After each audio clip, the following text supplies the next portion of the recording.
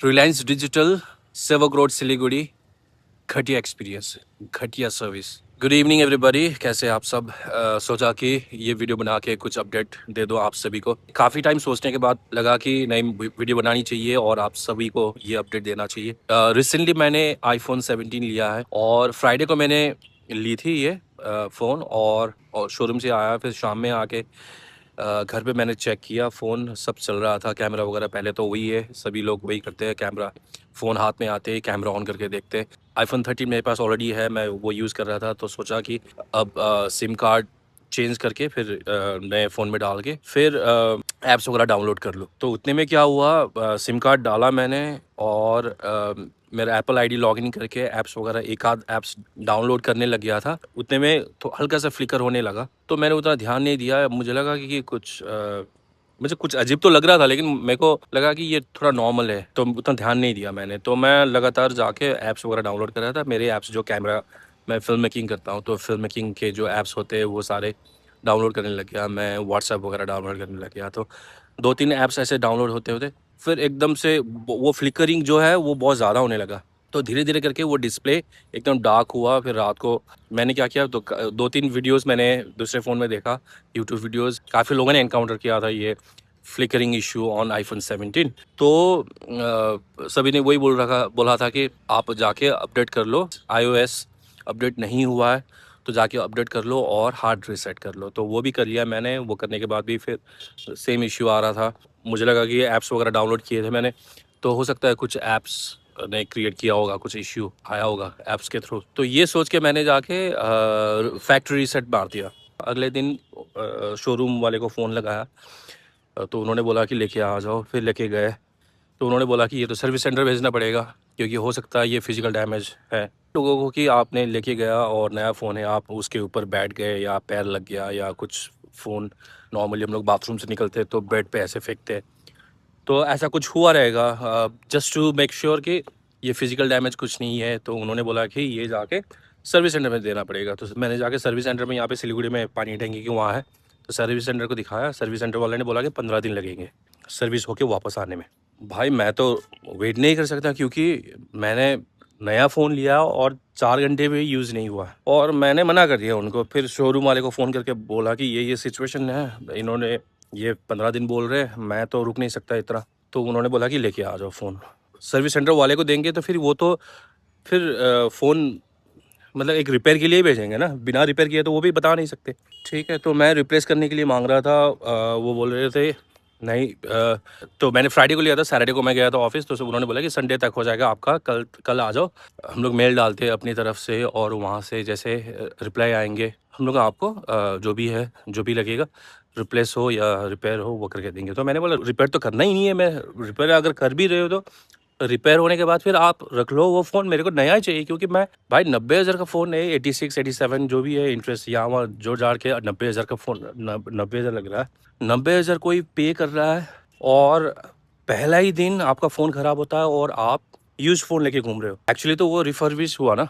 तो मैंने उनको ये समझाया कि भाई मैं आईफोन 17 जो है फ्लैगशिप मॉडल, ठीक है, एप्पल का, वो भी कोई आके सोचो भाई, अगर ये 10-15 हज़ार का फ़ोन होता तो फिर भी एक तो सेंस बनता है। 10-15 हज़ार का फ़ोन है, चलो ठीक है, इतना वो नहीं लगता। लेकिन फिर भी क्यों छोड़े यार 10-15 हज़ार किसी के लिए? कोई 10-15 हज़ार का फ़ोन लेने जा रहा है, उसके लिए वो भी तो काफ़ी इंपॉर्टेंट होगा, है ना? तो वो भी क्यों छोड़े? लेकिन फिर भी मैं बोल रहा हूँ कि अगर 10-15 हज़ार का भी होता तो मैं छोड़ देता, चलो ठीक है 4-5 दिन और रुक जाता। लेकिन मैं आईफ़ोन 17 लिया हूँ मैं, फ्लैगशिप मॉडल है, और 2 दिन 24 घंटे भी यूज़ हुआ नहीं है। तो मैं माना नहीं। उन्होंने बोला कि संडे को आ जाओ सर, सर प्लीज़, ऐसा मैनेजर आके बात कर रहा है। मैनेजर ने बोला कि सर आ जाओ कल, संडे तक आपका करा दूँगा। मैंने बोला संडे तो रब ऑफ रहेगा फिर आपका। बोला नहीं, नहीं, नहीं, हमारा चलता है यहाँ पे, जो रिलायंस डिजिटल सिलीगुड़ी में, वो चलता रहेगा अंदर, आप आ जाओ। पूरा 1 दिन निकल गया था, पूरा दिन। फिर शाम में लौट के आया, फिर मैं संडे को उठा, संडे को मैं फॉलो अप कर रहा हूँ, भाई को भेज रहा हूँ मैं, कोई रिप्लाई नहीं, फ़ोन नहीं उठा रहा, फ़ोन ये नहीं कर रहा। तो उतने में फिर एक एक वो जो मैनेजर है वो तो फ़ोन ही नहीं उठा रहा था, इग्नोर कर रहा था। लेकिन एक जो वहाँ का जो एम्प्लॉय है, उन्होंने, वो भाई साहब ने बोला कि आपका मंडे तक हो जाएगा, कल तक हो जाएगा, आज संडे, मेल अभी तक आया नहीं है, शायद वहाँ से वो ऑफ़िस, उनका ऑफ़िस बंद रहेगा, तो मंडे तक प्लीज़ रुक जाओ। तो मान गए हम लोग। फिर चलो ठीक है, मंडे को जाते। तो मंडे को फिर सुबह उठ के फ़ोन करने लग गया मैं, फॉलो अप करने लग गया। कोई रिप्लाई नहीं, कोई फ़ोन नहीं उठा रहा है, कुछ नहीं कर रहा है। तो ये थोड़ा ज़्यादा हुआ, है ना। जैसे हम एंटर किए ना, वो मैनेजर भागने लग गया, बिना शक्ल देखे, बिना हाय हेलो किए, वो बस ऐसे निकल के चला गया। हम लोग जहाँ जा रहे वो हमें बोलने बैठने के लिए भी नहीं बोला गया। एक होता है भाई, आपने 90,000 रुपये खर्च किए हैं, एक कस्टमर हो, एक इतना बड़ा रिलायंस डिजिटल है, इतना बड़ा नाम है, इतना बड़ा शोरूम है, इतना बड़ा शॉप है, आप जा रहे हो, आप एक वैलिड कस्टमर हो। रिलायंस डिजिटल जब भी जाओगे, कस्टमर से ज़्यादा तो उनके स्टाफ है वहाँ पे। ऐसे इतने सारे स्टाफ वहाँ पे खड़े रहते हैं। जैसे आप जाओगे 10 लोग आके पूछते हैं आपको क्या चाहिए सर, क्या चाहिए, क्या चाहिए, क्या चाहिए, है ना। 10 चीज़ें एक्सप्लेन करने लगते। जैसे आप फ़ोन खरीद लेते हो, कुछ भी खरीद लेते हो, उसके बाद फिर आपको ऐसा रिस्पॉन्स करते हैं कि आप कोई कोई नहीं हो, नो इम्पोर्टेंस टू यू।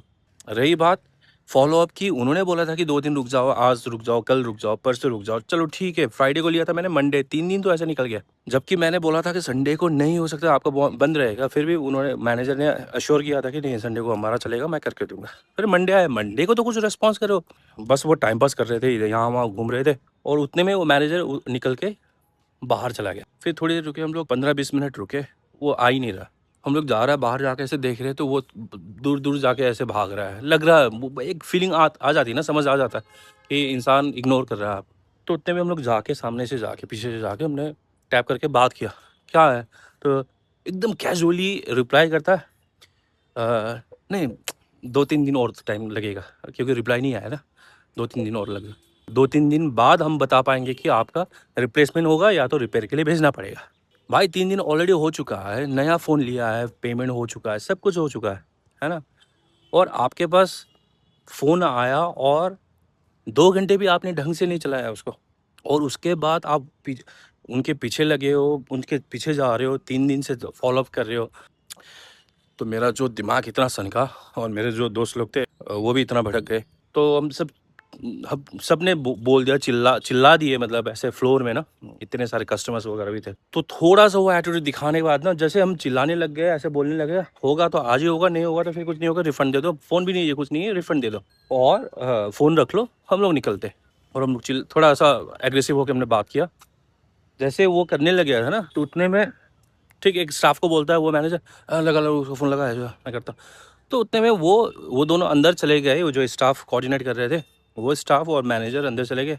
फिर उतने में क्या हुआ पता नहीं, आके बोलते कि बस आधा घंटे दो, आधे घंटे में हो जाएगा आपका। फिर बोलता है हाँ अभी अभी मेल आया।